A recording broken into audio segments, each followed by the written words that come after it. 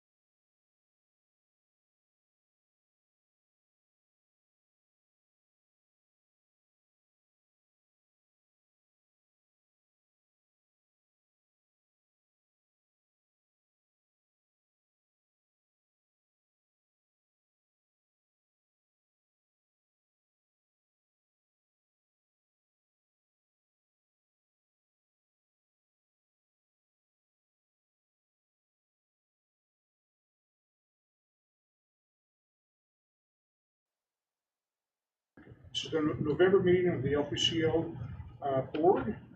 And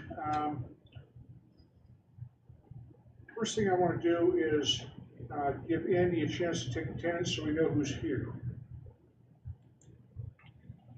Hey, everybody.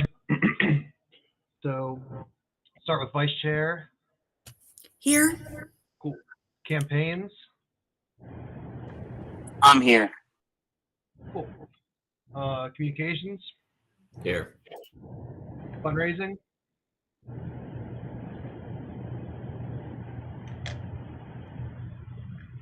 Aaron and Gavin, I think we're driving in together. They must not have made it there yet. Cool. And we got affiliates. Here. And Wayne and I are obviously here. Cool. So just missing, and membership and outreach are vacant. So just missing Gavin and Aaron. So Gavin and Aaron, is that what you said? Yep.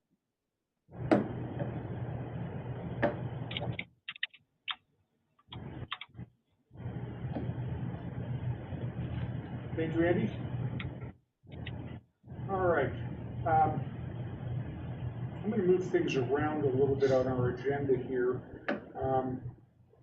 We have an opportunity for public comment here. We have 3 speakers that are going to need a little bit more than 2 minutes per. And so I'm going to make a motion to extend the time frame. Ross, 2 minutes, 10 seconds. Dan, 3 minutes, 45 seconds. And Patty, 3 minutes, 45 seconds. Do we have any objections to that?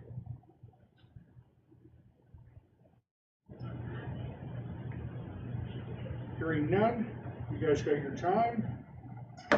Are there any additions to the agenda before we go forward here? Yeah.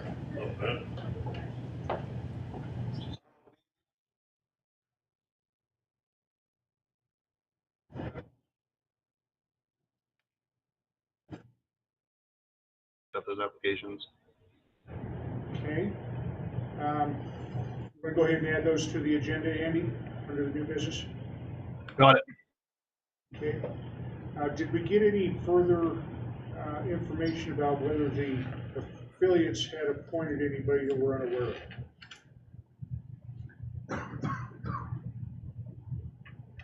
I was able to reach out to Jeffco, and I got picks from them, and El Paso informed me that they actually nominated someone too.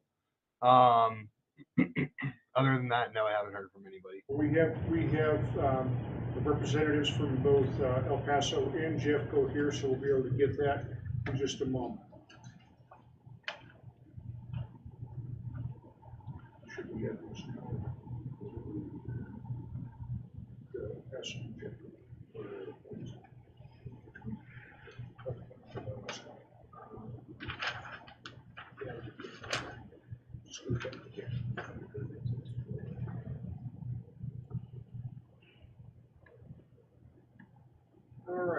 So we will add, Andy, we'll add those names when we get to that portion of the agenda. We have approval of the previous minutes. Anybody have any changes they want to put forth? Hearing none, the minutes from last month are approved. We have reports from the affiliate and development group representatives here. Do we have anybody from Arapahoe here tonight? How about on the call, John?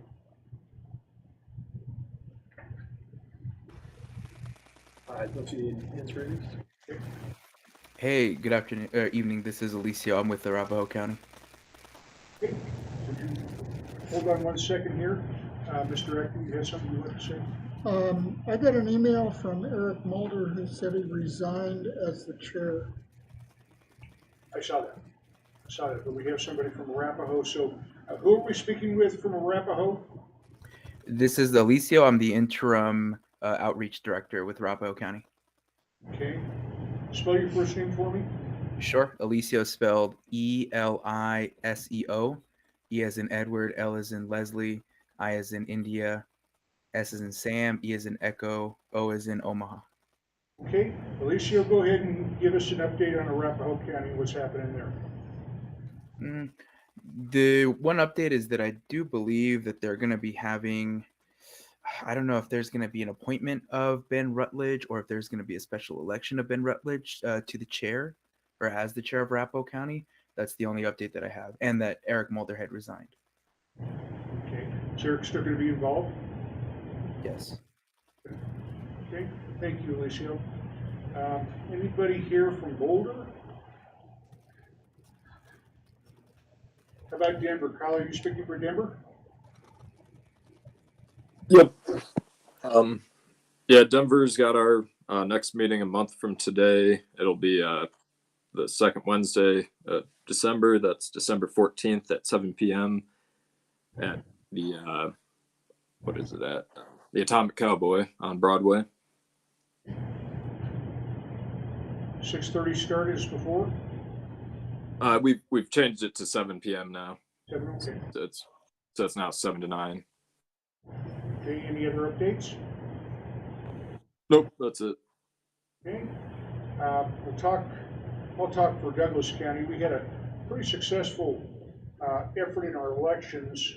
As you're all aware, Karen Ann ran for town council and she got just shy of 8% of the vote in a three-way race. And Darren Hill, who ran for sheriff in a three-way race, got 14-point-something percent. So he did very, very well. We had really good support, and I was very proud of both of them. I don't know if Sean, who is our chair, is going to be able to get a booth for the star lighting, but we're going to try. And if we do, we'll have a fun evening planned this weekend. The star lighting is always fun. I don't know who here has been to the star lighting in Castle Rock. Ross, you were there. John, you were there. I've been there. Yeah, that's a lot of fun. And it gets kind of crowded just before they fire up the lights, but light up the star. But we have plenty of opportunities to speak with people, and it's always a lot of fun. I will let everybody know if Sean was able to get a booth. John, are you here to speak for El Paso? Yes, John Drozen, El Paso rep. Our board meeting was just Saturday, and we elected, or appointed rather, Phoebe Cisco as our new outreach director. We haven't had an actual outreach director since the convention back in January. And I was appointed the bylaws committee representative. Okay. Do you have any representatives appointed for the platform? So, yeah. Thank you, John. All right, who's going to speak on behalf of Jefferson? I know a little bit. Ryan would know more. I do know we're going to team up on a holiday party for December. So that is, but I don't know the details. So look for that on our Facebook page. Okay. be on there, so. Thank you, Ross. Jeffco's next meeting is this Thursday. It's been moved up because our normal meeting would fall on Thanksgiving. Okay, who's speaking? This is Reed. Reed? Karen Ann has raised her hand in the call as well. Okay. Without objection, we'll hear from Karen Ann. I was just wondering if I missed public comment. I had a hard time hearing before. We're waiting for everybody to come in. We're going to get to that right after that. Thank you. Anybody from Pueblo here tonight? Larimer? Okay. So let's go back up to the appointment for opportunity for public comments. We have several people here tonight. First off, all of our guests, if you would introduce yourself and then take no more than 2 minutes if you have something you want to bring to the attention of the board. Let's start back here in down here. Sure. I won't take 2 minutes. My name is Hans. I work with small convenience store owners. I am reintroducing myself because I've worked with a number of affiliates in the past. I remember both Ross and Reed, who were who spoke instrumental in the city of Golden voting down flavor ban that would have banned all flavored nicotine products, and obviously that's a popular thing to do, and we won that by 1 vote. And I personally thank the Jeffco Libertarian Party because I know that they moved. I know for a fact they moved 1 vote. My efforts moved 1, they moved 1, and we won by 1. So I just kind of wanted to come and like reintroduce myself because it's been 2 years. That was December 2019, and we were expecting more. And convenience store owners are mostly immigrants who don't understand how government works, and it's the sole source of their income. And so I just thought it might be a nice thing to kind of introduce myself, and at the same time too, and maybe get a chance to introduce some of you to some of them. I think mutually beneficial. So I'll be back. Would you restate your name also so our secretary can record it? Hans Gullickson is my name.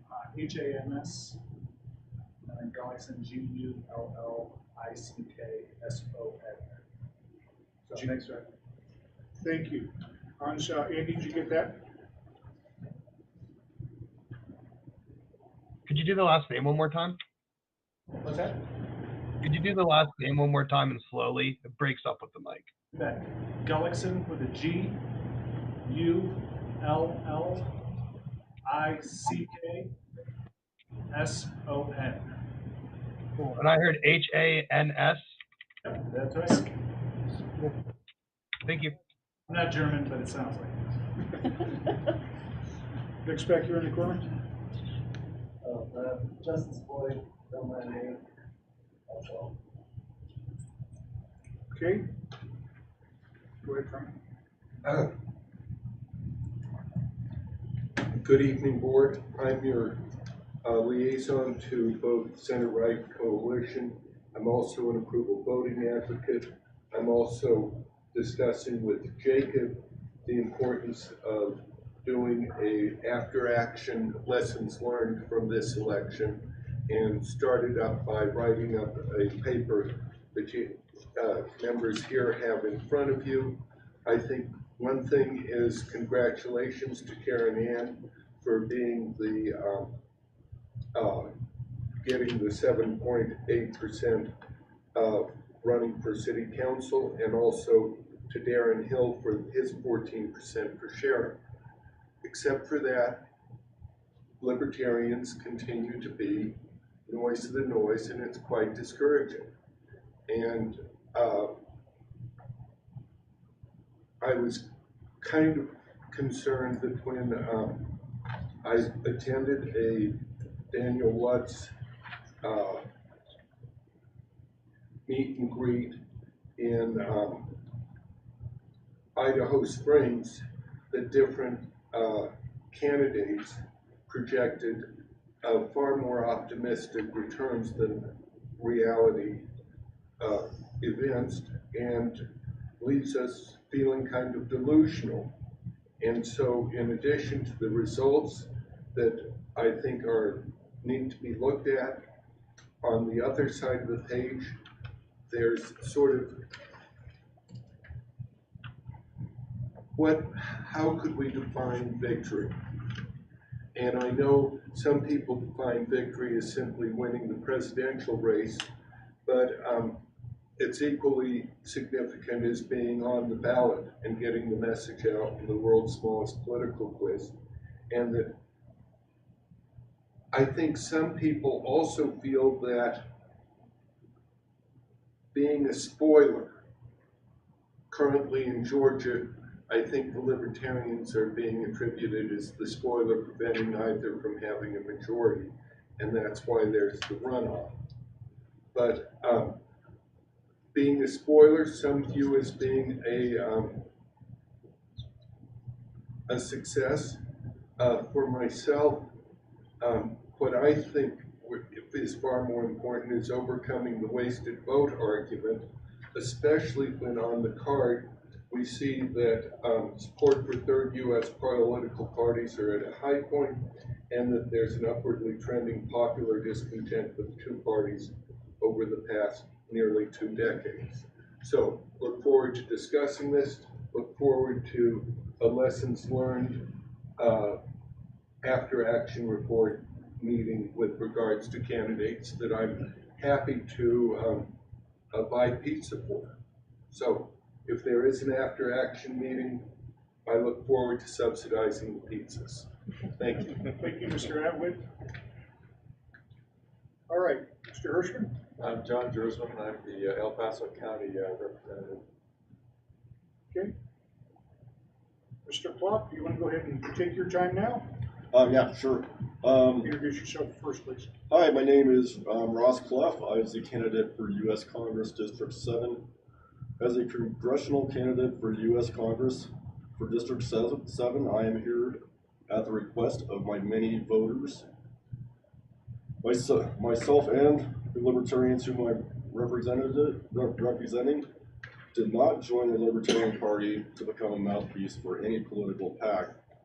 These Libertarians did not vote for leadership boards so that they would have platforms to engage in edgelord behavior, spew offensive rhetoric, and punish their enemies. The Libertarians I represented believed in the LP and they had a good message. But in Reno, the Mises-controlled delegates voted on some losing messages. This, combined with probably the worst offensive and tone-deaf PR campaign done by the political party, made it next to impossible for any genuine Libertarian candidate to succeed in the last election. The Mises Caucus leadership has several insufferable braggarts when they win. They tend not to be the most gracious winners, so I'm not going to give you grace when you lose. I noticed that the LP and the LPCO were promoting Libertarian wins. That's awesome, and I like it when my team wins. But did my team win? How many of these wins were wins for Libertarians? Did any of the Libertarians really win? I checked. My analysis could be wrong, but it appears that no one was elected or re-elected in a partisan race. Literally none of them won based on the edgy messaging that came from LNC, LP, NH, Mises, and other high-profile Libertarian candidates, who I will not mention. On the other hand, Libertarians like me and many others who ran highly visible campaigns for U.S. Congress and other high-profile positions suffered from this edgy messaging. In fact, it appears statistically the more visible the Libertarian candidate was, the worse they did, and I blame LP messaging for this. Mr. Clark. All right, Patty. Actually, Dan Ward. Would you really have Dan go next? Go ahead, Dan. All right. Yeah, I'm Dan Ward. I was a candidate for I'm going to ask you to speak up so that our microphone can Okay. please. I'm the candidate for Congressional District 8. My statement will, 2-3 minutes. I was really unprepared for all the media coverage I received after the election. Surprisingly, this isn't the first time, though, I've been compared to Satan. Most of you can relate. About a year and a half ago, I jumped full throttle into the Libertarian Party. Almost immediately, I realized the party, just like the had a problem with the messaging. They would say, we aren't here to win elections. And what? I thought the only reason to have a political party was to win elections. These libertarians would talk about running candidates, but admit that they didn't believe any races were winnable. In Colorado, the largest voter bloc is unaffiliated. This means that every race in Colorado is winnable, especially when you aren't the duopoly. Unaffiliated voters literally declare, I am not a Democrat, I am not a Republican. Just talk to me. I want to hear your message. Everyone wants to know my strategy. Everyone. Based on this LP shit show, we agreed that there was only one strategy that might work. Nothing about me could be associated with the Libertarian Party because it's a little toxic, and I had to blame Mises. Now, before you call me a Mises hater, let's have some genuine honesty. If the LP had won big last week, Mises would be telling everyone how great they are. Ross is right. They're assholes when they win. So yeah, I agree with Ross. I won't give them the grace when they fail. Our campaign was forced to stay hidden. Not from the duopoly, but from LP Mises. We studied how Mises infiltrated affiliates and campaigns. And we knew Mises destroyed libertarian things when it touched them. We didn't want Mises or their message poisoning my campaign. Voters in my district don't care about podcasters or Mises thought leaders. They care about their mortgage, interest rates, food prices, and the possibility of their children dying in nuclear war. They think edgelords on the internet are privileged and obnoxious and should shut the fuck up. Okay, Chair, I'm objecting. I'm sorry. Your objection? Decorum, I know that's so terrible coming from me in some ways, but I don't act like that in meetings. This attack against specific people in the party, rather than dealing maybe with specific issues, is utterly inappropriate. I might even agree with some of the comments, but this does not belong here.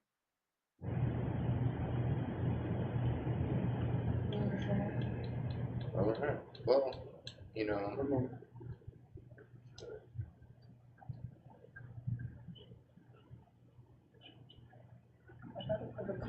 Okay, in the public comment, let's try to refrain from pointing fingers at any particular people. If you would, please, Dan, go ahead and finish. all right. I'm grateful that I was allowed to campaign. I'm glad that I was able to do what I wanted to do and send my message. And it wasn't a public candidacy. I was underground. I went and I met people on the streets, in the bars, at the clubs, and smoke cigarettes, drink beer, and talk with them. Yeah, you didn't get on Facebook and see me, but did any libertarian across the country do any better than me in a congressional race? Obviously I did something right. I won. As far as our party goes, I won. And I didn't do what everybody else was doing.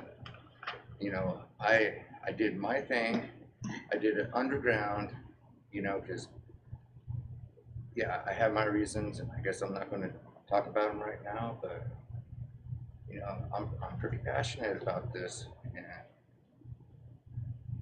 that's it. I'm done. Thank you, Dan. Okay.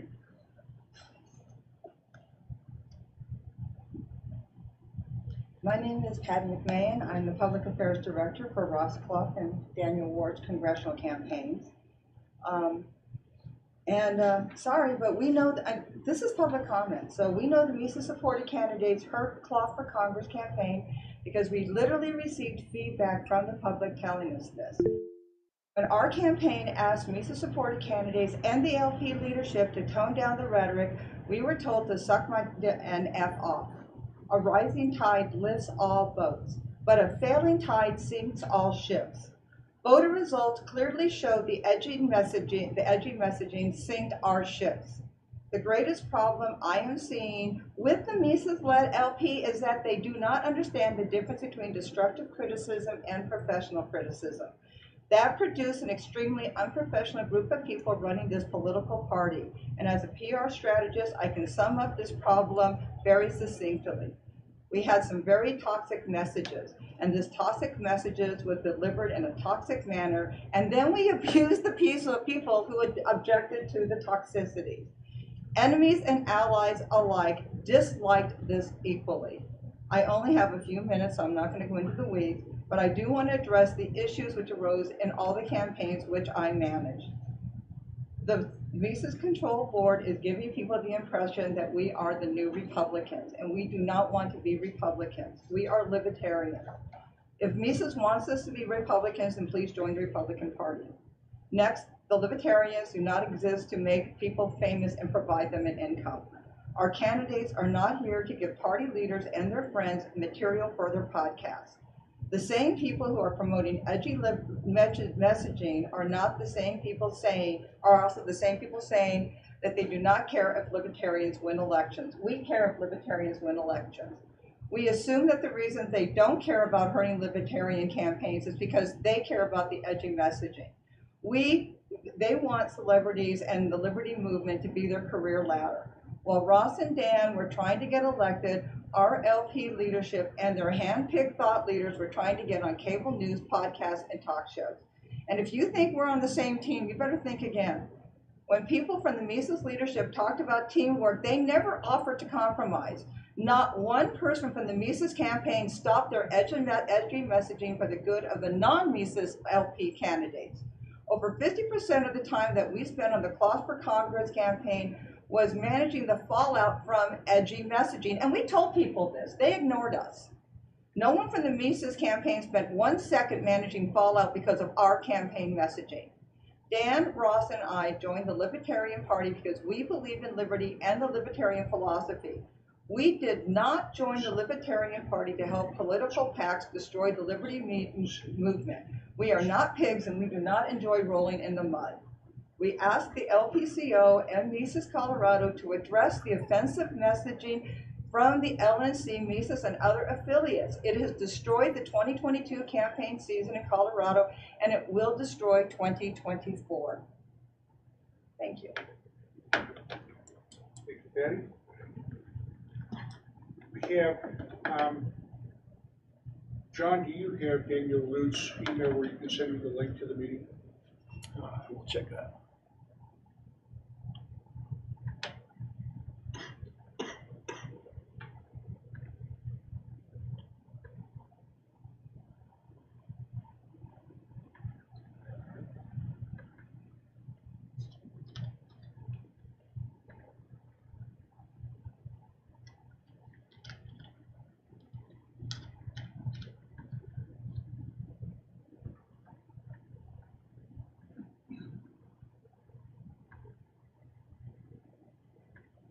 I sent that.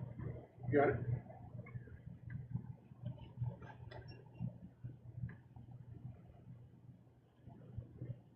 We'll give him just a minute to receive that. He'll be our last speaker. Public.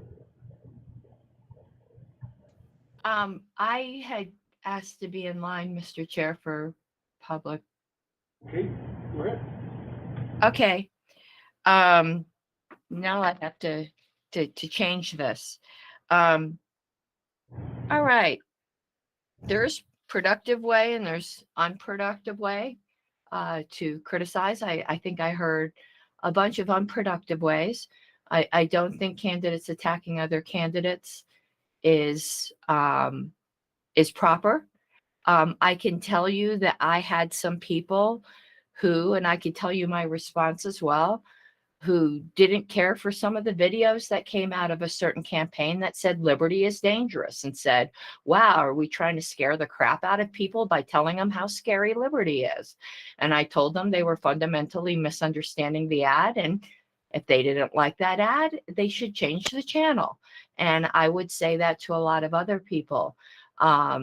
The attacks that went on here, that's not particularly productive, but I do invite you to go to the next LNC meeting, and I do invite you to write productive emails, because people who do have gotten responses. I can tell you personally, as National Secretary, I have not liked some of the memes that have come out of National, and I am talking with people about that.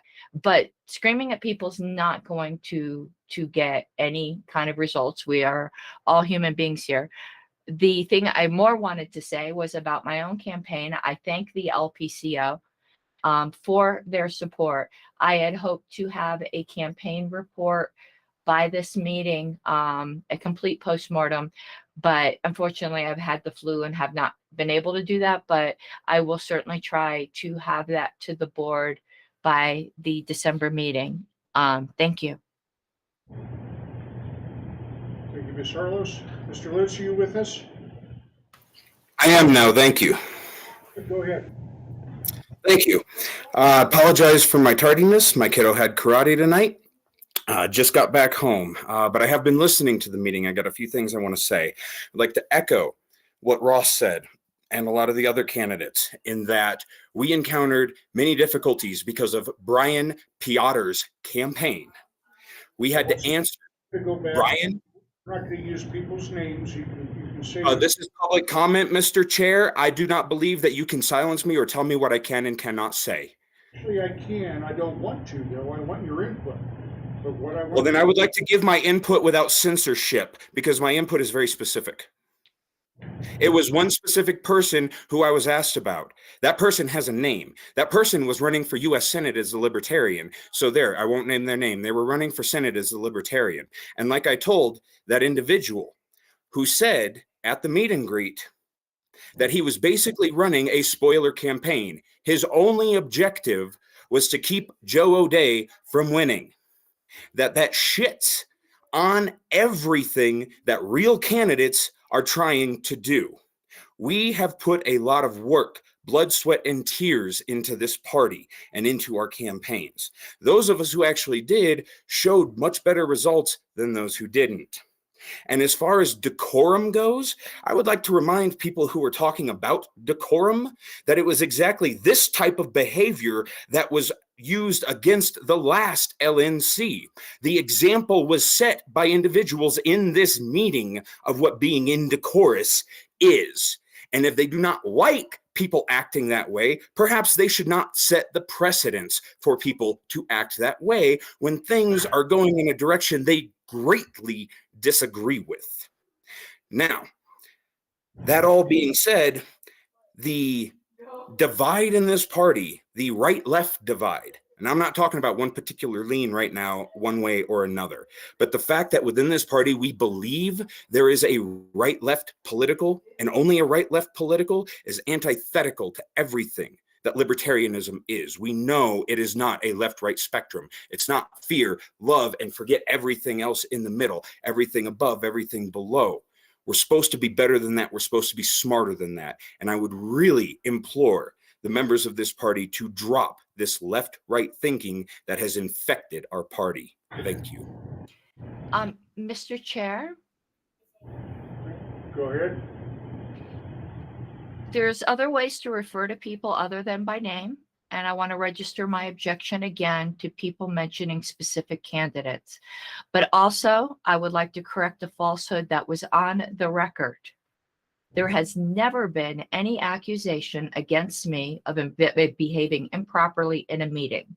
We are in a meeting right now, Mr. Chair. There are certain rules that I have always obeyed in meetings and have never been accused of otherwise. Social media is the place to vent your spleen. It is not in a meeting. And I would ask the chair to please, no matter whether they are members of the public or members of the board, to have people refrain from attacking specific people. It is highly, highly improper. And I am ashamed that this has went on here. Thank you for your input. Next, we'll get down to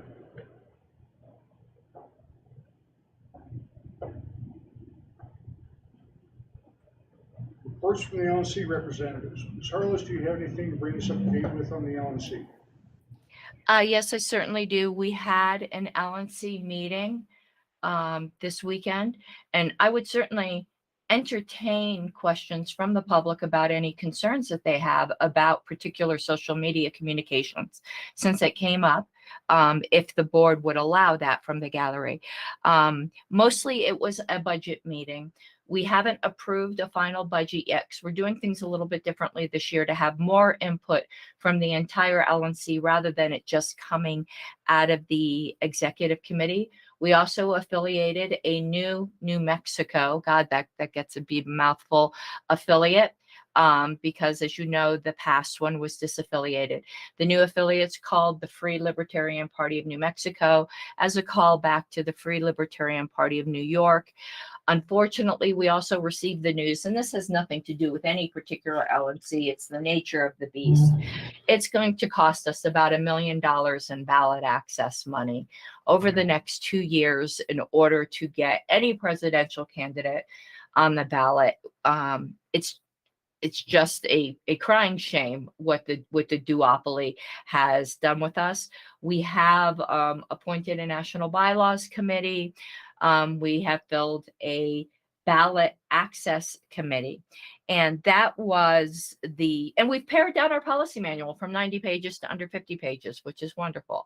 So that was really the majority of the meeting, but I would be more than happy to address comments either from the board or from the gallery if the board permits. Okay, any questions for LNC Secretary Harless? Hearing none, do we have a regional reps here today? Hello, Mr. Duque here. Miguel, your Region 1 rep. Hi, Miguel. Hi, Miguel. Hi, everyone. If you will allow me a moment, I appreciate the time to touch base with you here. And I also thank Ms. Harlos, Secretary Harlos, for the great update about our last meeting, everyone. That was pretty thorough, pretty comprehensive. The only thing that I would add to that about current LNC activities by your region rep and your alternate is that we've been reaching out to candidates. You guys in Colorado, I'm told your candidates heard from our alternate, Miss Sienna Scavich. That's Kathy. And she's been actively reaching out to all of our candidates in the region to thank them for their very hard work in campaigning in this election cycle, and in some cases to congratulate them on their wins, because we've had a good number of candidates win election, and that's very exciting. And I know that some of those were there in Colorado. So we've been doing that, and it's important work right now to learn anything that we can learn from how this 2022 election cycle played out. And I would say personally that I am very eagerly working to learn from the constructive criticism that has been alluded to on this call so far. I jumped on kind of late, right in the middle of public comment. And I would say that personally, I am very intent and very active right now in having direct conversations with key people that I believe do need to take constructive criticism into consideration. And so these are, I would say, somewhat difficult conversations. They're very necessary. I think there is a lot of constructive criticism that we need to hear. And I think that the people in our party that are not adequately responsive to constructive criticism, they're going to be organically, they're going to be, they're going to lose political clout.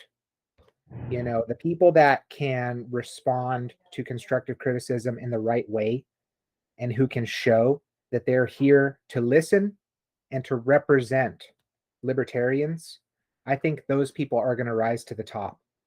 And we're currently learning a lot right now about how this election cycle has played out. And I would agree with concerns about edgy, etc., sloppy messaging from select elements in the party. You know, it could be select LNC members, it could be select state affiliates, select candidates that are missing the mark of the most effective, most ideal messaging of our platform and our principles. Because we're a party that's all about freedom, we're not a top-down, fall in line, this is the hardcore party line establishment position. We get to enjoy what it looks like to have to try to achieve spontaneous order and to make mistakes and to fail forward. And some people are going to fall on one side of messaging and they're the message, and other other sides, other people might fall on the other side of just being attention seeking and really not convey what we're really about properly. And so I get that it's messy, and I think that that is just a necessary reality of the type of party that we are, that's actually about the people and about about principles. And we're actively figuring that out, and I think we're going to be a lot better next year and in 2024. So I'm very receptive. I would just say I'm always striving to be very, very receptive to constructive criticism. I welcome it and I celebrate it, and I do my best to provide it. So email me at miguel.duque@lp.org. I'm your Region 1 representative. I also gave a brief update at the last LNC meeting about our messaging as it pertains to the Ukraine war. So you're welcome to go check out our live stream from the meeting and see what I had to say about that, because I'm in talks with Libertarian Party organizations in other countries, and I'm interested in collaborating with them and figuring out how we can coordinate our messaging instead of having libertarians around the world accusing each other of being pro-Russia or pro, New World Order or whatever, right? I want us to have productive conversations instead of just flame wars. So that's one thing I'm involved in. I'm working on getting started up with the information services, aka the tech committee of the LNC. Got a lot of hard work to do on that end. I'm excited that I know Andy and a lot of other great folks in Colorado help us out with our tech. And we're also getting started up with the convention oversight committee to get things planned for the 2024 national convention, as well as very early plans for 2026. So I'll leave it at that, and thanks very much. Any questions for Miguel? Without objection, we'll hear from Mr. Atwood. I'm aware and kind of depressed that Marshall Berg, as an incumbent in Wyoming, lost, but who were the wins that you mentioned, may I ask? Jacob, do you have that information? Who were the wins across the country or just in Colorado? Just in Colorado. Aaron Lamb. I mean, it was not a partisan race, but he won a mayor's race up in Keensburg, and the entire town the entire town board that he ran with won as well. So hopefully, and we had actually a pretty good voter turnout for Weld. So it's definitely a county that I think we can continue to grow in, and hopefully use Aaron as a pinpoint for that. Super. Thank you. Pleasure to hear that. Thank you, sir. All right, next we're going to get to board reports here. I only have one thing to add to my report. I was interviewed by KOAA Channel 5 from Colorado Springs on Sunday morning. The interview aired Sunday night. It had to do with the cameras that are being installed in Pueblo. I'll be putting that link up if anybody wants to watch that interview. That's the only addition that I wanted to have. You were also quoted in an article on the website. Oh, I wasn't aware of that. Yeah. Okay. All right. Ms. Goodman, you have anything to add to your report? Nothing further to add. Mr. Kaczynski? Nothing to add. Excuse me. One thing to reiterate, though, all campaign finance reports have been filed, and to the extent that there were any penalties issued for delayed filings, they've been waivers have been requested, and I'll follow up with the board, public on that. To the extent that there are any penalties that we cannot get waived, then I've obviously publicly offered to pay for that myself, because it was my fault. I apologize to everybody, but I was moving and recently and just was not able to get those reports filed on time. So my apologies to everybody, but this is something that will get resolved and will not happen again. Any questions of Mr. Kaczynski? So the open fines on the website are those are the ones you're talking about. Is the website is the state tracer website out of date, or is that stuff accurate and being worked on? From what I can tell, the website's not entirely accurate. There are correspondences between the state and between our party that are not reflected on the website. I'm also in communication with some people in the Secretary of State's office that's obviously not reflected on the website. So no, what's on the website is not entirely accurate, but isn't, at this point, is not incorrect either. Okay. These are just issues that are being worked as as we speak. Okay. Thank you. Okay. When will we know whether the appeals will be decided upon? They have 60 days to respond. In the past, typically takes about 60 days. And, as I've discussed with some people, especially because these are, I'd say, minor technicalities, they tend to get waived sort of automatically, but I don't want to bank on that. So I think there's very low probability that we actually are imposed, that these penalties are actually imposed, but it could take, normally does take up to the full 60 days.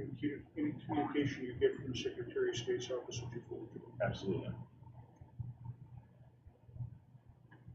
Mr. Vukovich. I don't have anything further to add. I just want to, I have some things I'd like to highlight. The eCanvasser app, the only real usage of it that we got was in Keensburg. This is not great because we tried to do some things like the campaign ad that we did to try to inspire more volunteers. That didn't really work. But the one place where it did get used that eCanvasser app worked really well, and I think is a big part of what got Aaron elected was making it easy to go knock all those doors. He had something like an 85% positive response rate from the doors that he did knock. So it made a positive impression for people who did open the door, and it looks like it translated at the ballot box. So as far as messaging statewide, I doesn't seem to have hurt Aaron, but that's it. Okay. Mr. Freer, I didn't see a written report. Sheer, you want to give us a verbal report this month? Yeah. So I did actually just submit a written report, but it was just before the meeting. But I'll go over it. It's so I didn't have a lot of time this last month. I just attended 2 L10 meetings and also worked on some bylaw amendment proposals to prepare for the bylaw committee.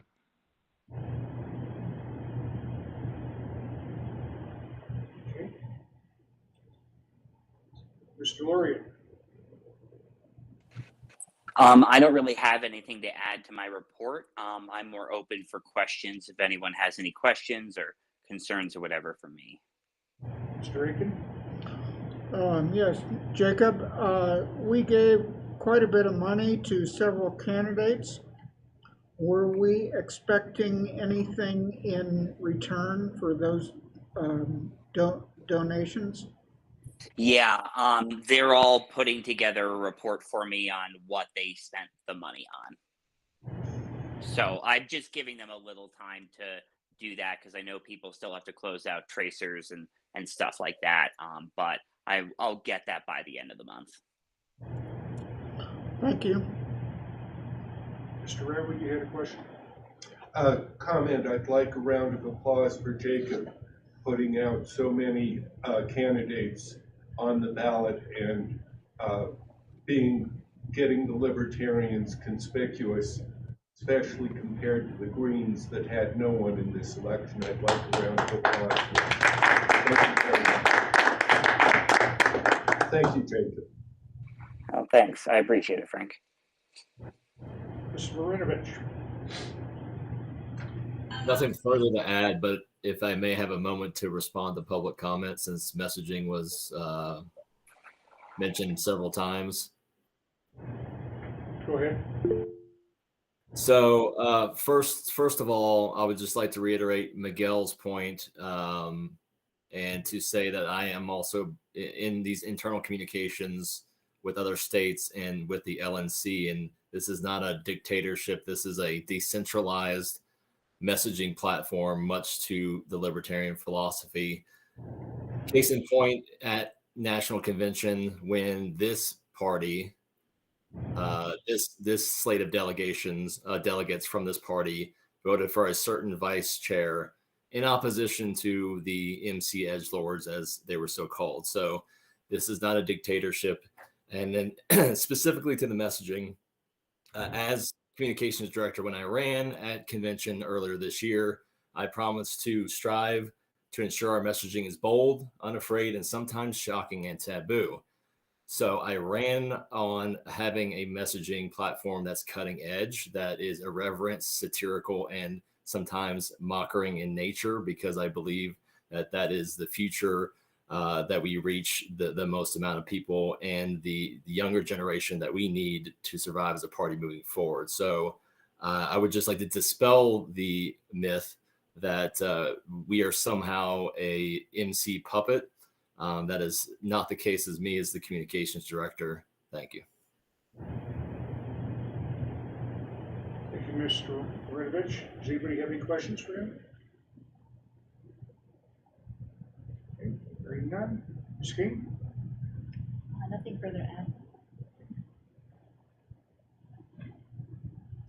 Staff reports. Mr. Atkin? Nothing to add. Mr. Engel, do you have anything to talk about? Nothing to report. Do you feel as though our equipment is all working up to speed right now? Yeah, I think it's going really well. And Reed is joined in the call. Excuse me.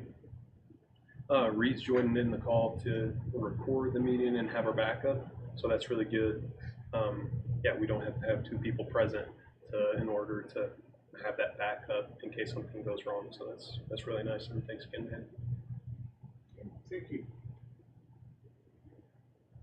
We have the committee reports. Jacob, can you give me an update on the merchandising committee? Yeah, I mean, I don't really have much of one at the moment, mainly because I was focusing on campaigns. I'm actually think I'm gonna try and get someone else to take this on, just so they can actually focus on, marketing and handling it at all, so I can concentrate on campaigns for 2023. Thank you. All right. You go right Mr. Chair? Yes, who's speaking? Andy. I think we missed legislative director when we were going over board reports, just to see if Nick has anything to add. I have nothing to add. Okay, never mind.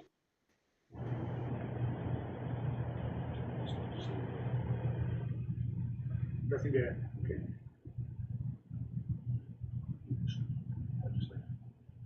Thank you, sir.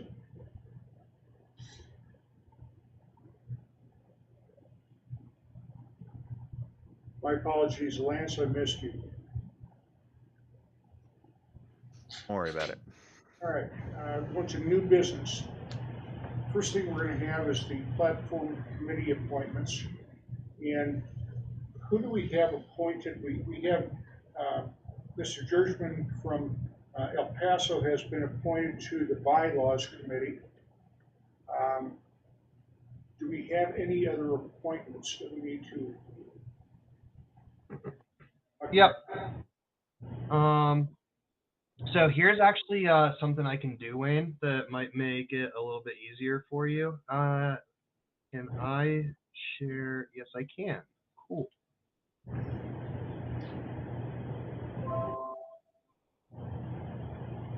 Can you see my screen right here? Yes. Cool.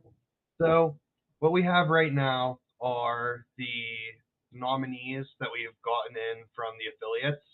I have them right here. I'll keep presenting for the length of these elections. I'm going to go ahead and fill out them by committee here so you can see each and see who we have for each one so far. Maybe if you would read all those off as you type them up so that the audio recording will pick those up. Cool. Yep. So for platform, from Douglas, we have Sean Badney. From Arapahoe, we have Alicio Gonzalez. From Jefferson, we have Merle Hendrickson. And that's all we got for bylaw, or for platform, I should say. For bylaws, we got Karen Ann Harlos from Douglas. We have Bennett Rutledge from Arapahoe. We have Orion Shawhammer from Jeffco. And we have Kyle Fury from Denver. And we have John Gershman from El Paso. Okay. What this means is we have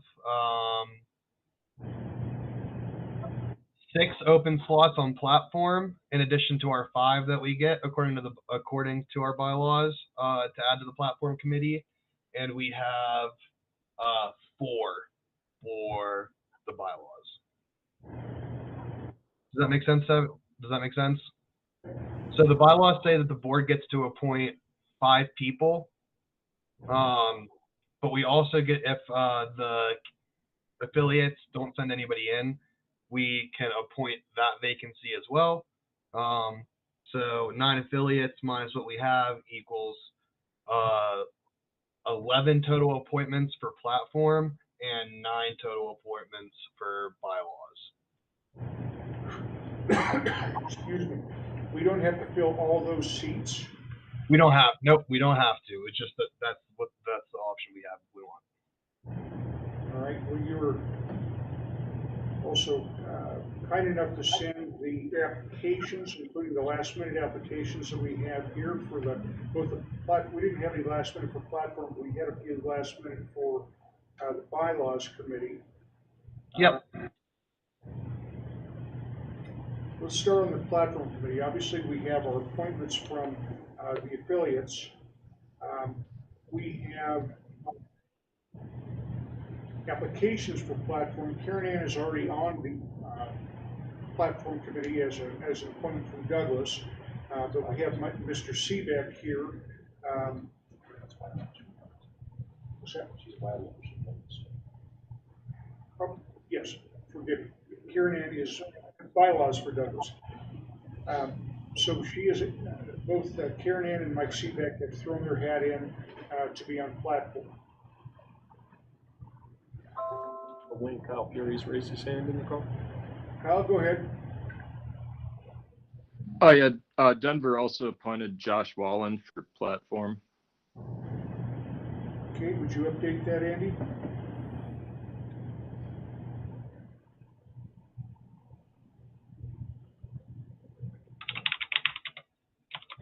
Can I get that name again, Kyle? Josh, and the last name is Walen. Sweet. Cool. Thank you. Okay, so the only thing we have to vote on is our two applications that are not appointed. That would be Karen Ann for platform and Mike Seebeck for platform. I'm going to make this simple. Do we have any objections to either of them? Should have done it individually, but I didn't think we have any pushback on that. Okay, so Karen Ann and Mike Seebeck are both on the platform committee, as well as the appointed folks from the affiliates. Now, the bylaws is going to get a little bit more difficult. We have a couple, but before we do that, I'm going to go ahead and typically the chair would appoint the platform committee chair at this point, but I feel as though if I were to appoint a platform chair right now, if I have a conflict of interest with either Karen Ann as my wife or Mike Seebeck is a very good friend. So I'm going to put this to a vote. Who would like to nominate one of the platform committee members to chair this? I'll nominate Karen Ann.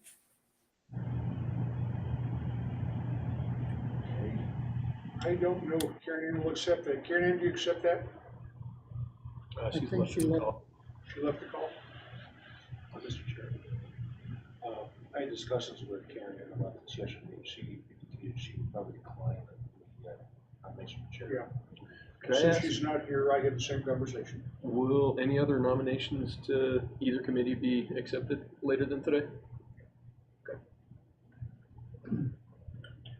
And I appreciate that, but I don't think Karen Ann would accept the nomination of the platform committee chair. She's done it for the last 6 years, and she believes that she wants to give somebody else an opportunity. So, any other nominations?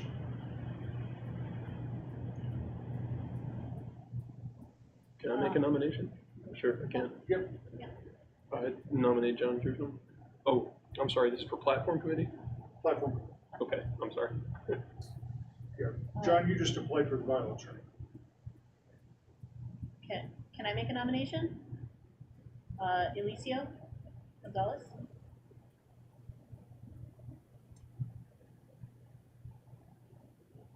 You still on? Yep, I got it here. Okay. Alicia, would you accept that nomination to chair the platform committee?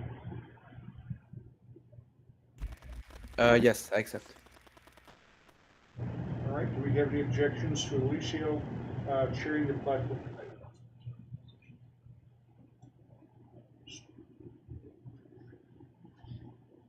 All right, congratulations, Alicia. You are the platform committee chair. you need help on how to get that started and get the communication out to the platform committee people, you can reach out to Mr. Vukovic. He'll get you all the contact information for all the people that are on. Next, we have the platform. Somebody have something to say there?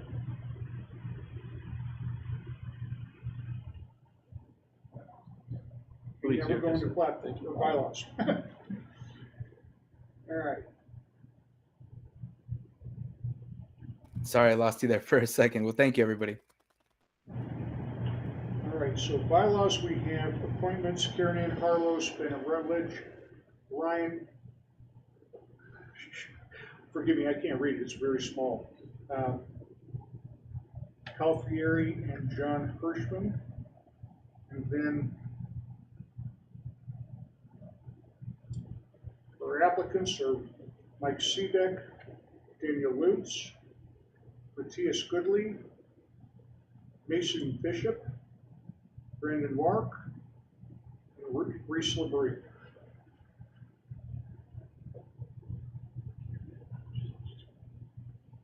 I think the best way for us to do this is with approval voting. Wayne, I actually sent out a ballot for this. It should be in everybody's email. They should be able to just click and do approval voting. Okay. Is everybody familiar with how to use approval voting when there's multiple candidates? No, but I also don't have access to my email right now, so I don't know if that matters. Okay. Well, let's talk about the process first, and we'll figure out your issue. With approval voting, you can vote for as many or as few people as you want to. We have, Andy, how many open spots do we have on this? 9. Okay, we have 6 applicants here. So just get a piece of paper if you don't have access to your computer and write down who you would like to vote for. And then we'll tally up the votes. Mike, would you be the teller on that and tell them? Because I'm a nominee, it should. Oh, that's probably correct. I'm on the list, no. Who else would like to take that charge? No. Jim, would you like to collect the votes? Sure. Count them I up. don't have a dog in this fight. Count them up. Okay. I'll distribute ballots if anybody needs a ballot. Okay, so our bylaws nominees are Mike Seebeck, Daniel Lutz, Matthias Goodley, Mason Bishop, Brandon Wark, and Reese LeBrie. Vote for as many or as few as you would like. And when you're finished tallying up, Andy, would you compile the votes on your email that you sent out to everybody, and Gavin will do it for the people that are here, unless they have access to their email. Oh yeah, if you have access to your email, please don't do it in person.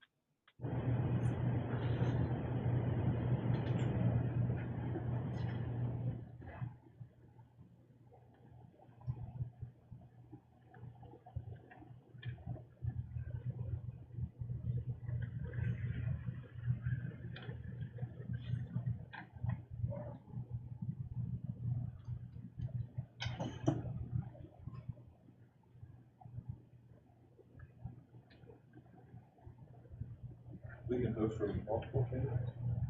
As many as you want. We're filling 5 seats. Yeah, so,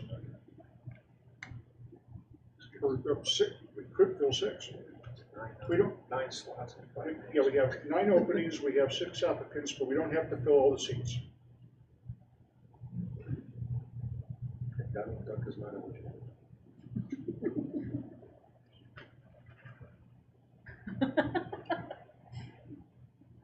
No write-ins.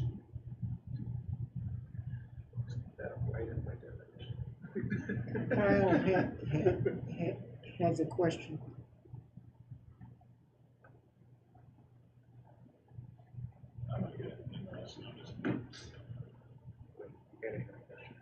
Annie, you have a question?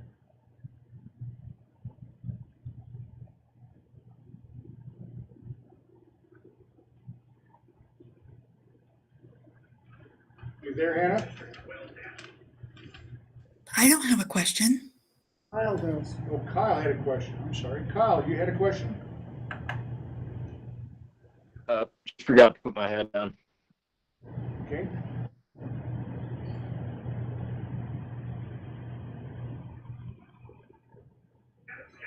Has everybody had a chance to vote? Yes. Everybody vote digitally? Anybody need more time?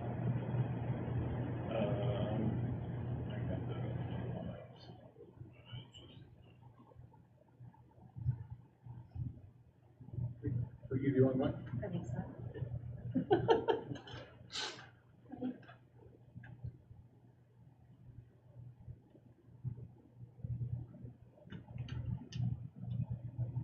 Andy, can you share the results of the online vote? Not quite yet. I'm gonna take a picture. Because there's only one person here. 1 second.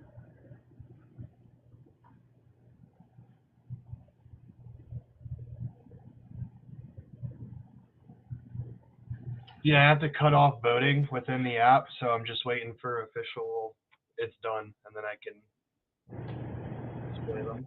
Andy, I just sent you the votes from our fundraising director. Just texted it to you. Oh, sweet. Texted? Yep. So go ahead and put that in and Oh, then there we go. add them up. We need to know how many totals for each person. Okie dokie. So I am closing the online ballot.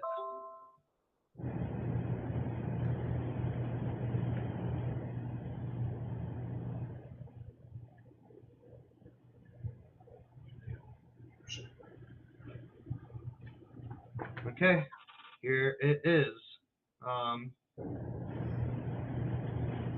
So these five, or Mason, Bishop, and Matthias Goodley, each got, it'd be 7 with Aaron's, or Yeah, with the start additional at vote. start at the top again, Andy. You're breaking up a little bit. Actually, let me ask a question. Are these ballots supposed to be anonymous? They are. Okay, No. then Don't have to be though. Mr. Chair, our voting on the board is never anonymous. Voting Okay. is public. okay, awesome. And Andrew, you found out you using OPA vote. I'm so proud of you. Yeah, thank you for the suggestion. Isn't it a great program? It really is. It's awesome. But so let me pull those results back up. I just didn't want to, like, if they were supposed to be anonymous. No, the vote Aaron, that I sent over to you is from Aaron. yeah, you could have figured hers out.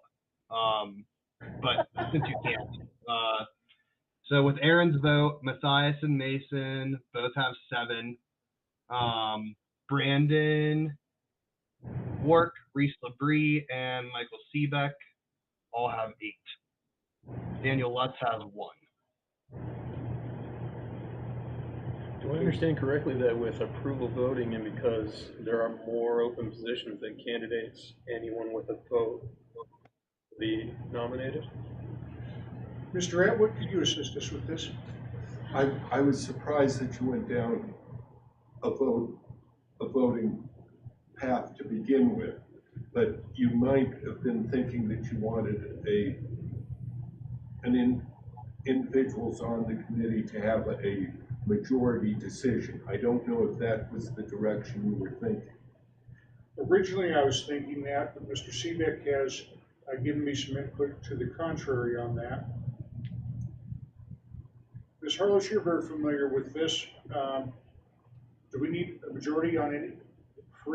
It has to be specific in a motion if anything is to be elected by less than a majority. The default is always a majority vote required. Okay. Do we have majority on anything, Mr. Bukovic? Oh yeah, everybody except Mr. Lutz. Everybody but who? Mr. Lutz. Okay. Well, I guess we need to make a motion right now. I'll make it.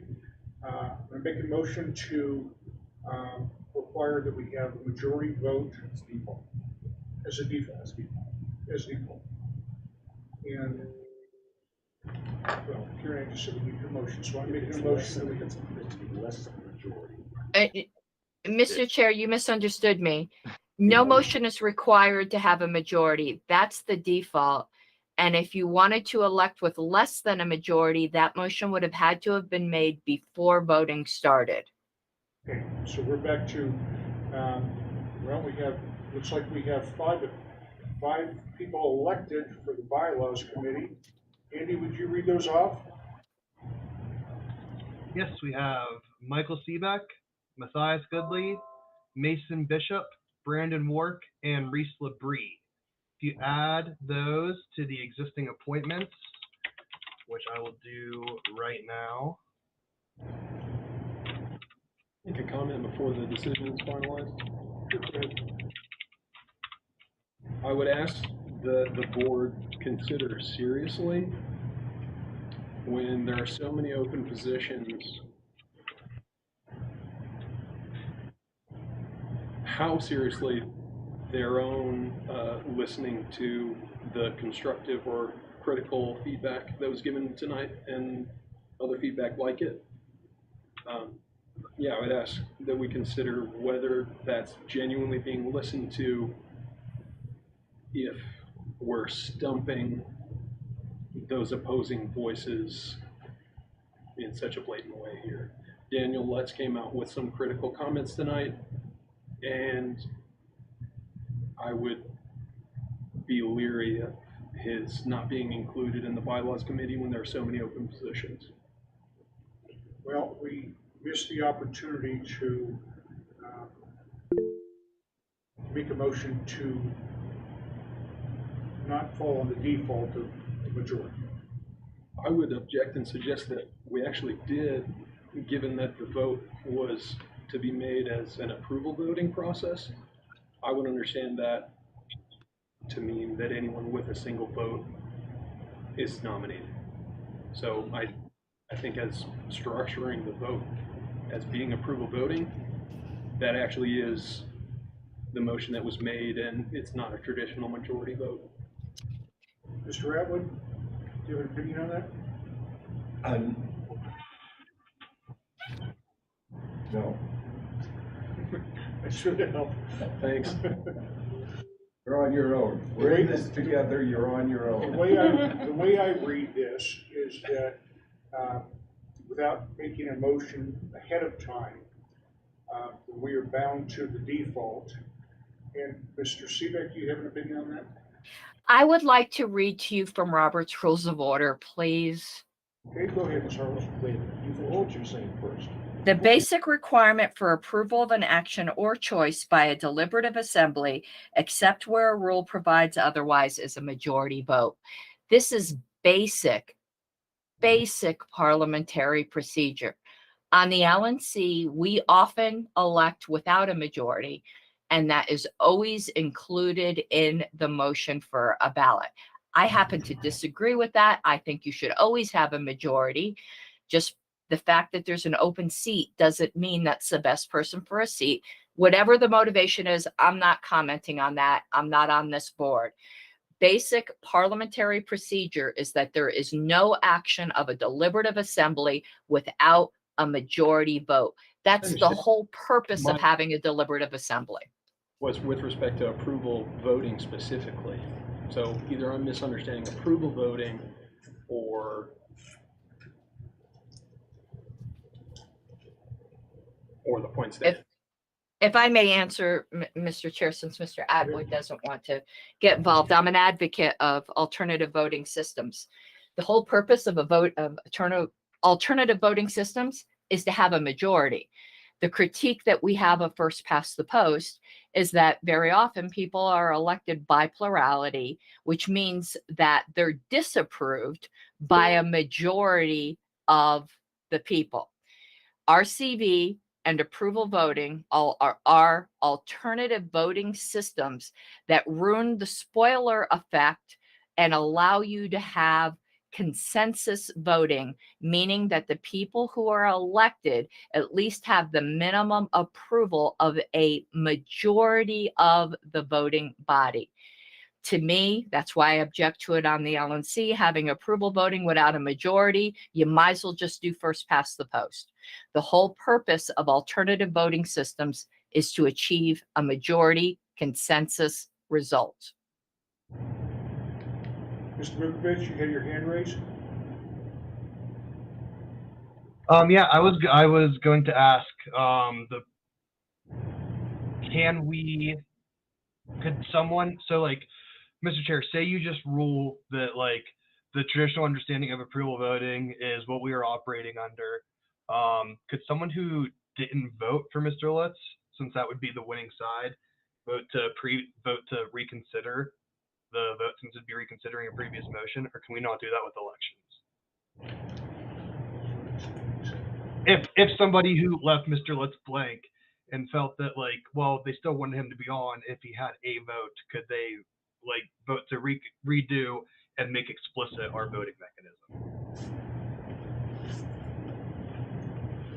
I'm going to have you restate that, Andy, and speak clearly if you would, please. I'm having a hard time with the speaker that we have here. I apologize for that. Could we vote to redo the vote? Could someone who was on the winning side of the vote to redo the vote? What would be the reason for redoing the vote?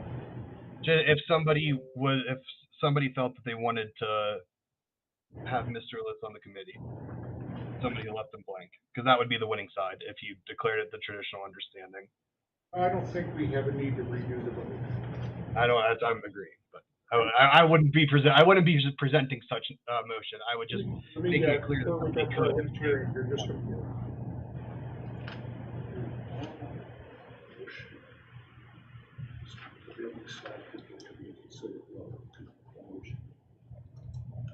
Sure, that applies to a vote for a election.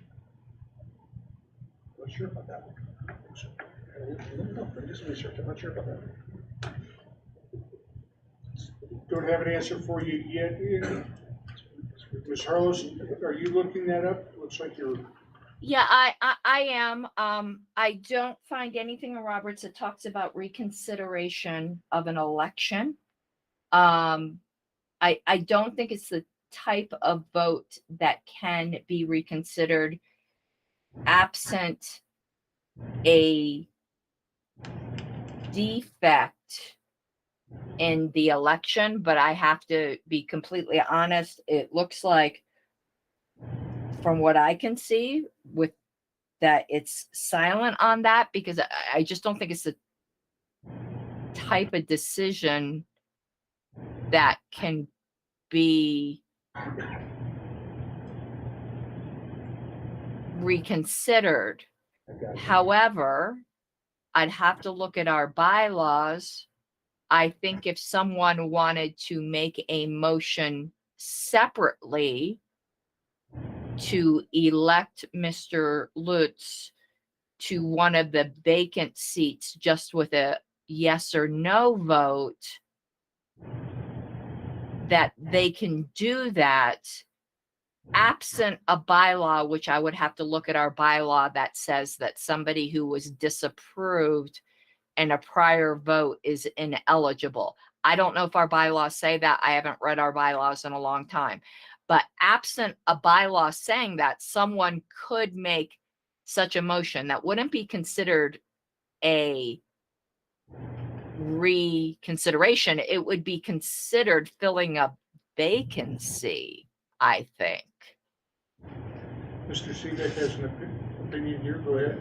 Okay, first of all, in Roberts 4646, states that an election becomes final immediately, and that after the election has become final, it is too late to reconsider the vote on the election. So a motion to reconsider would be out of order. Yep, you're right. Bylaws are silent about disqualification for selection of these committees on after a first election.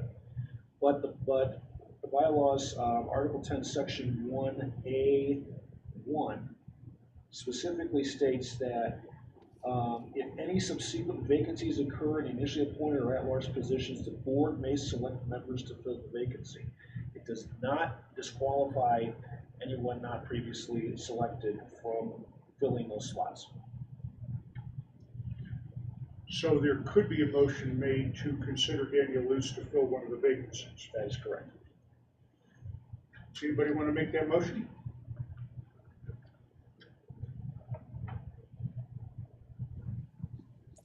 I'll motion for Daniel Lutz that he be added in the vacant positions. I don't know if that was correct.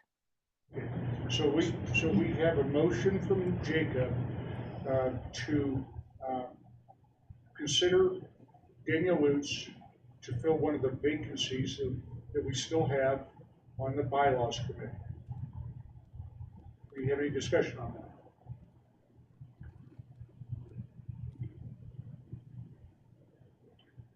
Do we need an objection or a second? Nope. You want to talk about it, or you can object. Right now, I'm just waiting to see if anybody wants to talk about it, and then we'll put it out for a second. All right, we'll do do we have a second?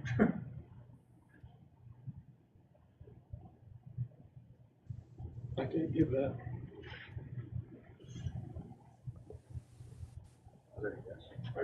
Did I get a yes from somebody?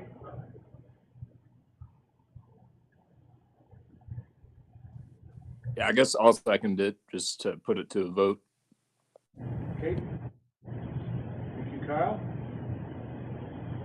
All right, so we're going to be voting on whether to appoint Daniel Lutz to fill the vacancies that are still on the bylaws committee.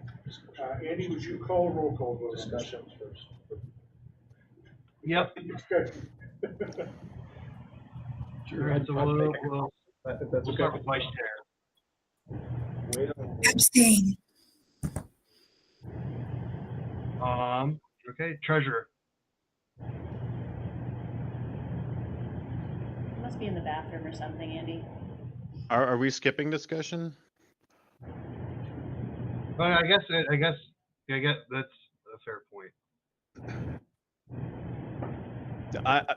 If I may. Kevin's back now. Kevin, we are voting on a motion that was made to,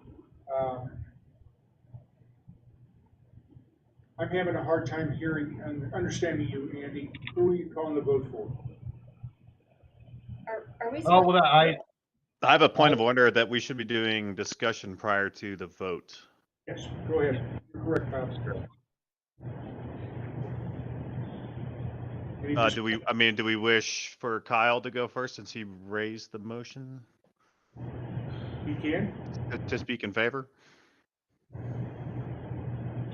Kyle, would you like to speak to that? Oh, I just seconded the motion just to bring it to a vote. I don't support it. Sorry, it was Jacob. I'm sorry. Nick, did you have anything you wanted to discuss? Yeah, I might have been missing the point of his earlier comment, but to me, that did not exactly seem like constructive criticism that was done in good faith.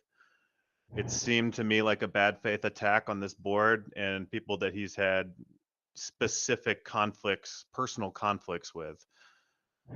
I don't see how his criticism is, particularly pertinent to us as the party. And I may have read that wrong, but that is the way I interpreted it. Okay, I'll let Jacob say anything in favor if he wants to, but I kind of precipitated the whole debacle. So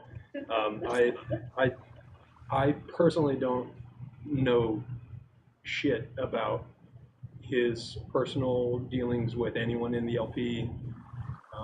I know relatively little about past years' drama and issues that are probably very relevant to people who have been in the LP for a long time. So as someone who's relatively new to the LP, in just the past several years, and only in the past year and a half or two been paying close attention to its politics in a close way. I think there is something there to listen to and to hear, and I think the LP was attractive to me in the first place because it is a place where political dissent and discussion and nuance can actually go on. And a lot of the sentiment, again, as someone just arriving new to the party, the state convention this year was the first I'd ever been to.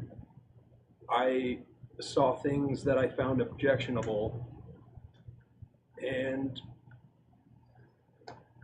I would like to see, as a sign of good faith, some dissenting voices included in the conversation going forward, or it's really going to reinforce the narrative for me that actually it is a railroad and dissenting opinions are being shut out, and there's a lot of lockstep going on. So I think it would be a big sign of good faith to include dissenting voices and try and work through any of the potential bad blood or bad history that's there, because to keep this train rolling is going to require relationship mending and building. Even if you think that, being incendiary on Twitter is a good strategy within the party, building and keeping relationships is going to be vital. So You have a couple hands raised here. Mr. Chair. I think I, as board member, get priority in debate over members. You're correct, Andy. Go ahead. So I completely understand the point about not wanting to seem like we are shutting people out. There's all kinds of people involved in this party who are not necessarily Mises aligned that I would have loved to have had apply. This individual who we're debating on right now couldn't even be bothered to not have his application for the committee where we're voting on sensitive textual documents, governing documents for the party. Couldn't even be bothered to make sure that it wasn't riddled with grammar errors and spelling errors, the same way most of his official communications within the party are. So even his application itself is disqualifying on its face, even if you don't want to bring personal shit into it, right? Pardon my use of this, pardon my cussing. But even if you do want to bring personal stuff into it, there's myriad of people who have had to interact with Mr. Lutz who can tell you that he's not exactly the most agreeable and that he has not always been the best to work with. I think you can see that for yourself if you consider that we gave Mr. Lutz money for his campaign and he didn't feel fit to mention any of what he did with it at all, only come in attacking. So why should we do anything further for this guy when he can't even be bothered to show that he productively used the resources that we already have given him? I don't think it's personal. I think certain people have shown themselves to be bad faith actors who have no interest in actually being productive, and I don't think it's wrong to vote against those people. So John, for instance, if you ran for any of these committees, I would love to have you more involved. I wish that you were a member of a certain caucus because you are great and you're good on all the issues and you're not a silly person. Unlike, I'm not saying that Daniel is, but unlike many of the people that we're getting criticism from, who are offering no real productive way forward other than stop doing what you're doing and give us control of the party back, which is all their arguments boil down to. So I don't mean to be shutting people out, and I understand how I can give that appearance. If you actually look at reality and not the emotional whatever that people are going to say afterwards, this is a decision on the merits. It has nothing to do with railroading anybody. I would also like to just make a comment on that, because I agree with you with how it looks on the outside, right? However, I have worked with Mr. Lutz directly on last year's convention committee, and I also worked with him as candidate this year, and I am voting no on him for his merits, very specifically. He is obstinate and difficult. He likes to argue just to argue, right? Which is not a very productive way to move things forward. He's disagreeable, yeah, whatever. So is everybody else in this party. So am I, right? Like, I'm an asshole. He's an asshole. That's fine. That's not the issue. The issue is that he is actually difficult to work with. He actually slows progress down, which is why he would have been so great in his district had he managed to pull a decent campaign together. But unfortunately, he did not. We did try to help him. We did offer him help throughout his campaign. He was slow. He was difficult. He was nasty afterwards. He claimed that we offered him no help whatsoever. You know, all of these various different things that you heard tonight. He is a genuinely challenging person to work with, and that is why I'm voting no on him, because I think he'll bog the whole thing down. He does know Robert's rules really well, right? I'll give him that. He really does. He does know it. And I think that if he were a collaborative individual, I think he could be really beneficial, but he refuses to be a collaborative individual. He insists on being kind of a lone wolf, you know, and it is what it is, right? But that's kind of my reasoning. I don't want to like drag on him a whole bunch, but having actually worked with him directly in a way that I'm not sure that everybody else here I mean, I'm sure Mr. Harlow, sorry, the Mr. Chair has, and I'm sure the people that have been in the party for a long time have. Like, I'm sure that they have also worked with him directly, and I'm sure that they would probably also echo these sentiments. But having worked with him directly, he's very challenging to work with, and not just because he's, not just because he's disagreeable, not just because he has a dissenting opinion, because he's actively obstinate, Okay, thank you, Aaron. Yeah. Ms. Harlow, you had your hand up?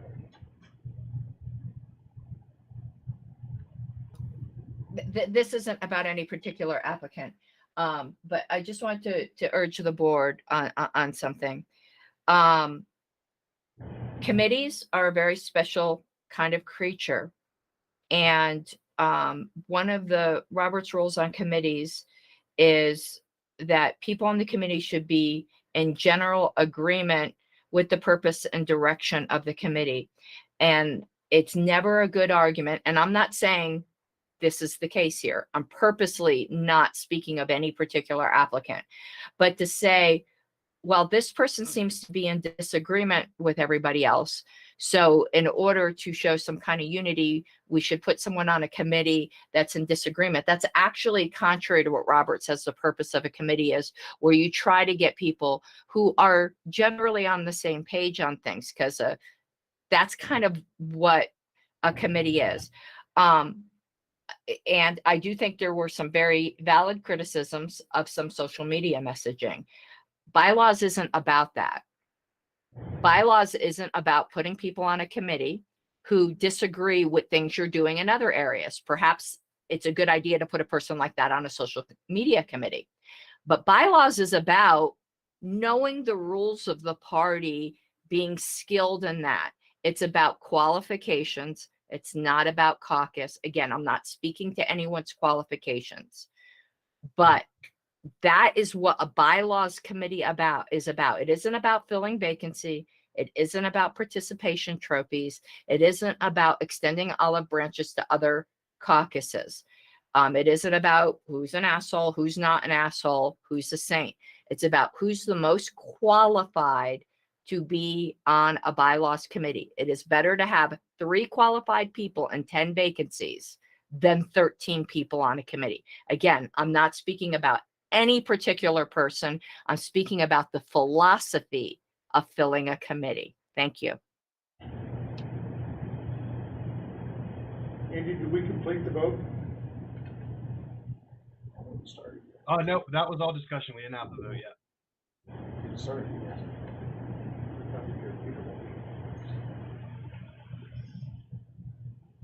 All right, anybody else have anything else to say? If not, we're gonna go ahead and start. Andy, take the roll call, please. All right, Vice Chair. I'm sorry. Point of inquiry, what are we voting on? Full vacancy with Daniel Lutz. Just that. I vote no. Okay, treasurer, No. secretary. Oh, that's me. No. Affiliates, No. candidates, No. legislative, No. communications, No. fundraising.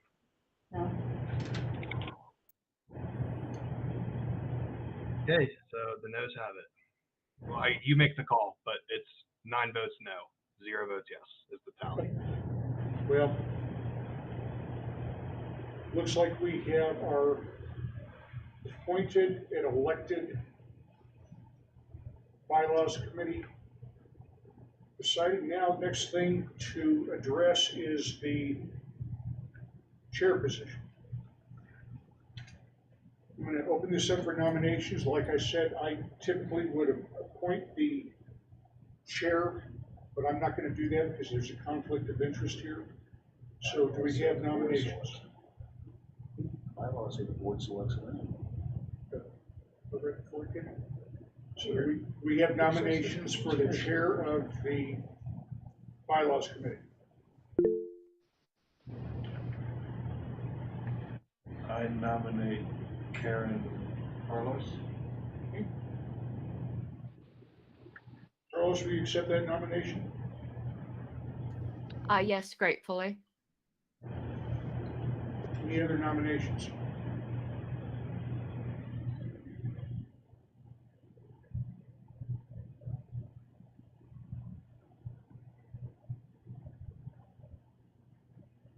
Hearing none.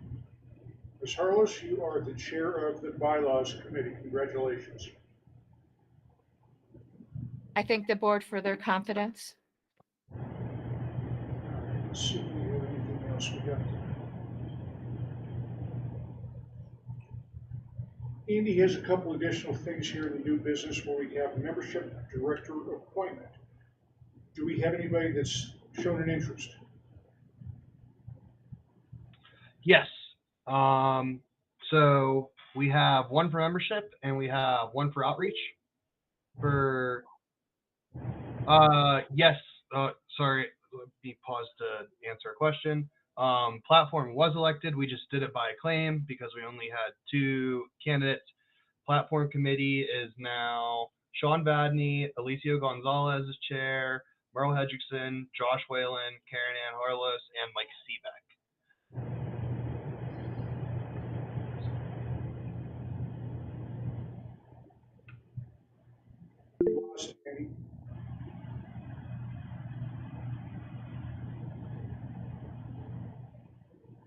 Can't hear you, Andy. For membership, we had Brian Piotr, and for outreach director, we had Alicio Gonzalez. Well, we missed about the last minute of your conversation. Would you please back up a little bit and say that again? Yep. We had one nomination each for outreach director and membership director. For outreach director, it was Alicio Gonzalez, and for membership director, it was Brian Piotr. Okay. Do we know about their qualifications, Andy? Did they fill out an application? Or do you tell Yes. us why they wanted to take those spots? Read what they wrote. I can pull that up for you real quick.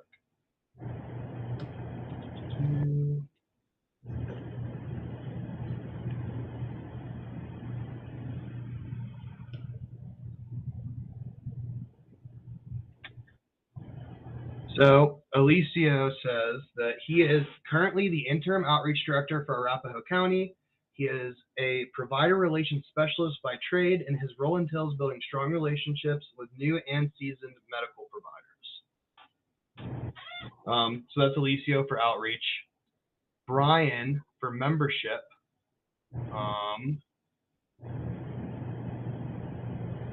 Says that he So if you leave it blank, it says blank.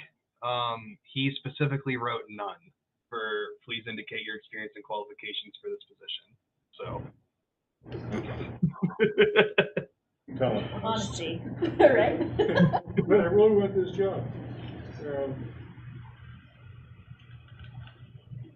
Guys, don't feel as though, even though it's important that we get these roles filled, that we have to fill just to shine a seat. So, can anybody speak to the outreach director candidate? I think both candidates are actually on the call. Beautiful. And the name of the outreach director candidate is? Alicio Gonzalez. Mr. Gonzalez, would you like to speak to why you want to join the board and what you feel you can bring to the table? Yes, I can. Thank you so much for giving me the time. I really appreciate it. Can everyone hear me okay? Yes. Okay, perfect. So my background is basically outreach, but in sense of the medical community. My job just entails meeting with medical directors and talking about workers' compensation, which obviously to all of us is very important. It's a very important area of law. But in general, I do have a passion for the Libertarian Party ever since I joined. I do believe that I would do a good job and that I'm very good at leveraging things like social media. I like talking to new members, especially the ones that are very excited about the opportunities in the Libertarian Party. And I do think just that with my experience of organizing events, outreaching, making new connections with vendors and things like that would be very useful for the party, especially to make it grow and to just keep that excitement in the new members that join. Any questions?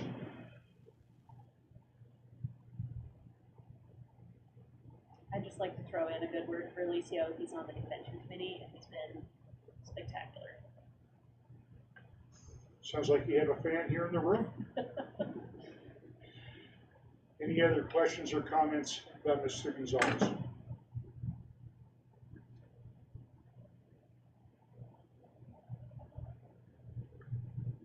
I have a question. Can you make a motion, Mr. Chair? Oh, sorry. You have a vehicle that is large enough to carry all the outreach supplies to the events. I believe I do, but if I didn't, I'd be able to get one. I have a lot of friends. Okay. So I guess the question should have been, do you have or can you get? It has been a problem in the past where people have wanted that job and then they had a very small two-door car and didn't have room to get all the supplies into it to take to the events. Have you read the bylaws and what the job entails for the outreach director position? I've read the bylaws for Arapahoe County's outreach director position. Yes. Well, we're talking about the state party, but they are very similar. Very similar. Andy, you had a question? I was assuming no more discussion. I was going to ask if I could make a motion, but never mind. Okay. Do we have any objections to Mr. Gonzalez being appointed as our outreach director?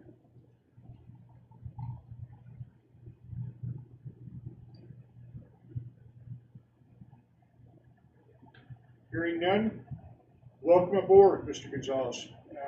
You will have a lot of fun with that job. It's a tough job, but it's pretty much a summer thing. Should be doing things all year round if you can.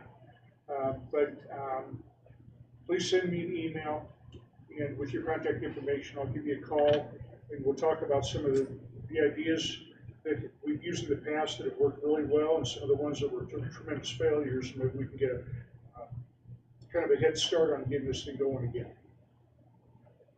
Thank you very much. I'll do my best. And who is our candidate, Andy, for the membership? You said that was Mr. Pelletier? Brian Piotr. I'm sorry, say that again. Brian Piotr. Okay. Brian, are you with us? I'm here. Yes. All right. Take a few minutes to tell us why you want the job and why you think you're qualified for it. Oh, I do not particularly desire the job, but I am fully willing to put in a lot of effort and to be successful at this job because it is very needed for this party. With a couple of decades in politics, I've seen success in driving membership, specifically in the party system, engaging your current members and driving them to become more engaged and better party members is how we will become more successful as a party. When I ran for city council last year, I knocked on over 4,000 doors. I'm comfortable cold calling people or walking up to strangers. I understand that membership is not exactly that, but it's a lot easier in that respect. And I'm dedicated to giving the time to reach out to, engage, and elicit a better response from the existing membership. Any questions for Mr. Piotr?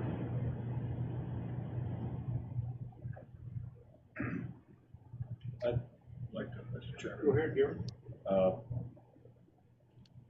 Brian, Mr. Piotr ran for Senate, was unsuccessful, unfortunately.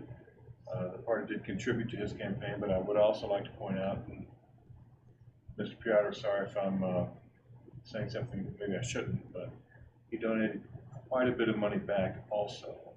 So I think it's a very good effort or gesture on his part to donate money back to the party. He could have kept it himself for any number of things at the end of his campaign, but he gave it back to the Libertarian Party. So I thought that was a very good thing. Again, I apologize if I'm sharing something that I shouldn't have, but I thought that was important. Thank you, Gavin. Any other questions of Mr. Piotr?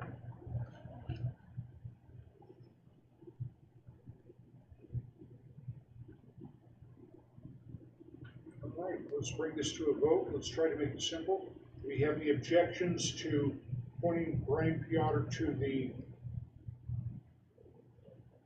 membership director position?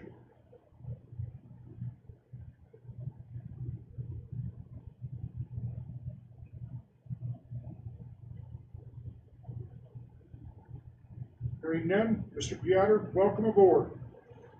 If you would, please send me an email with your contact information. I'll give you a call in the next couple days. Okay, will do. Very good. I'm going to wrap this up pretty quickly. We have a final opportunity for public comment. We only have several people are still here. Anybody have anything else you'd like to say now that we're at the end of our meeting? Go ahead, Frank. I'd like a round of applause for the chair handling a great meeting. Thank you.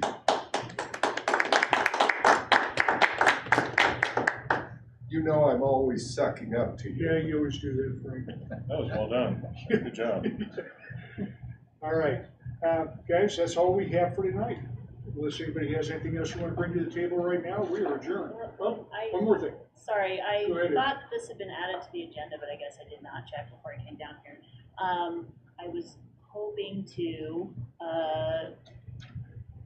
motion to allocate some money for a venue for a holiday party. Okay, we have to make a motion to amend our agenda. Okay. Do we have any objections to amending our agenda for Aaron's concert? All right. Maybe you're supposed to add this. Hearing none, go ahead and make your motion now. I motion to allocate no more than $3,000. I think it will be less than that, but I just want to make sure. What type of event are you thinking about? Holiday party. Yeah. Do we have a second? Second. Okay. Anybody have any questions of Erin on her thoughts on this? Yes. Go ahead, Gavin. Did you have something in mind? Yes. So I've been looking at a space called Deep Space in Parker. I mean, obviously we could do a holiday party here at the Independence Institute, but I figured we could change it up a little bit, you know. It might be fun, might get some different people if we have it in a slightly different place.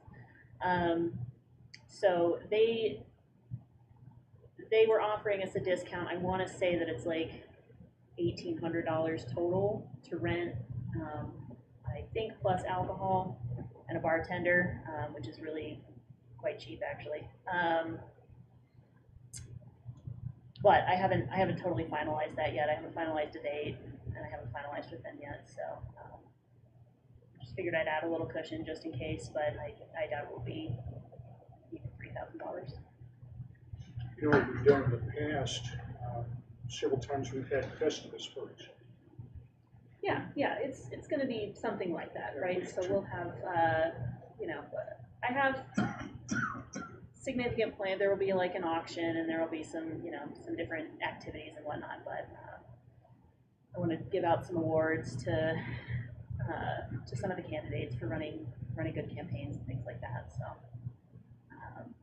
you know, just recognize people, talk about our plans going forward, that kind of stuff. And this would be open to all libertarians in the state? All of them. Yep. As many people to come as possible. Democrats? Well, maybe not the Democrats. Okay. Only if they bring money. Only if they're going to donate a bunch of money. Democrats, and Republicans? The Democrats, yes. With money. With money. Libertarians? Only with money. And senses of humor. All right. Any other questions of Aaron?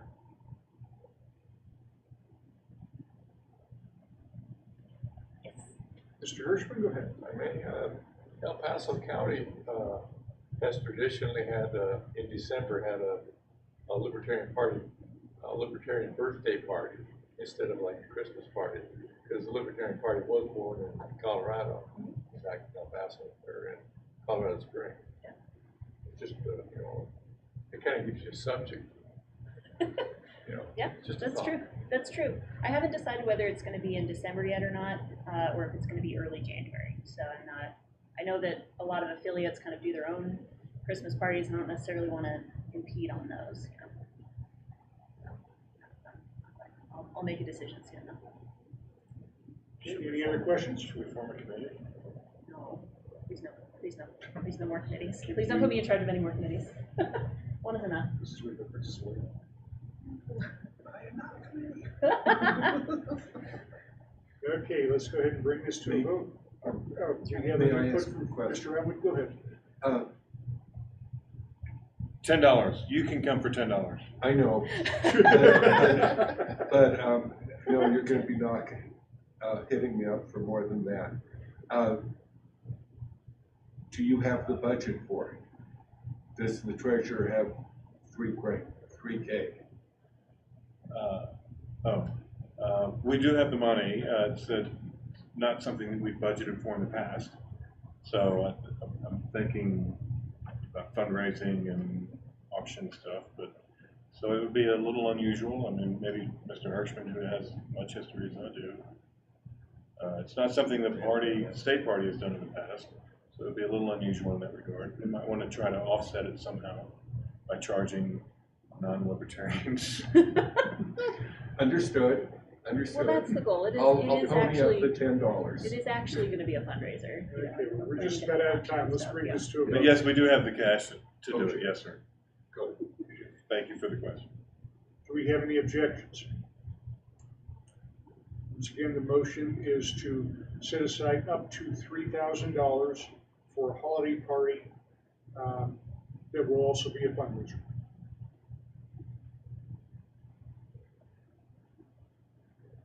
Second. Asking for objections. We don't have Objections. Hearing no objections, that passes. I'm sure Aaron will be as frugal with that $3,000 if we don't have to spend it.